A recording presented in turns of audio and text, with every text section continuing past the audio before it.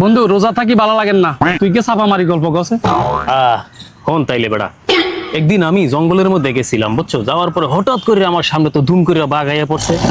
ওমা, বাঘ আইয়া পড়ার পরে আমি কি করবো, লগের বডিগার্ডের কইলাম, এই তুই তাড়াতাড়ি আমার বন্দুক বের কর। হাসানি বডিগার্ড কইতাছে, স্যার বন্দুক তো আনি নাই। কে কস? আনস নাই তাহলে গুল্লি বের কর। কয় স্যার গুল্লিও তো আনি নাই। আমি কই তাহলে কি একটা লাইসেন্সটা বাইর কর বেড়া, লাইসেন্সটা বাঘে দেয়, আমু বাঘে ডরায় চলে দেবো। ও লাইসেন্সটা বাইর করলো, বাঘটার সামনে লাইসেন্সটা শো করলাম, বাঘ দৌড় মেরে গেল গা। ওরে বাপ, আরে বেড়া আমিও তো একদিন জঙ্গলে গেছিলাম, যাইবার পরে হঠাৎ করে 1 ঘন্টার সামনে চলে গেছি। বডিগার্ডের কইলাম বন্দুক বাইর কর, হেতো কো স্যার বন্দুক তো আনিনি। এরপরে কইলাম গুলি বাইর কর, কো বন্দুক না আনলে গুলি দিকির মু। এরপরে কইলাম লাইসেন্স বাইর কর, হেতো কো লাইসেন্স আনতে ভুলে গেছি। এরপরে কি করবো, এক হাল দিয়ে যে গন্ডারে কাঁটার অংশ উঠে গেলাম, গন্ডার হিডের অংশ উঠি ইচ্ছা মতো এদের কুতকুতি দিলাম।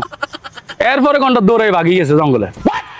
বাসাত গেলাম, ঘুম গেলাম, সকালবেলা উঠি জানালা খুলে দেখি গন্ডার আমার জানলার সামনে বসে বসে হাসতেছে। আর বডিগার্ডে কয়, স্যার গন্ডার ইয়ে আন্নারে দেখে হাসে কা? আগে তো বেড়া বুঝোস ন, গন্ডার সাম্বা তো মোটা, কাল্লাতে সুরসুরি দিছিলাম, আজ যার দিয়ে আসে। হালার দুই সাফা বাজবে।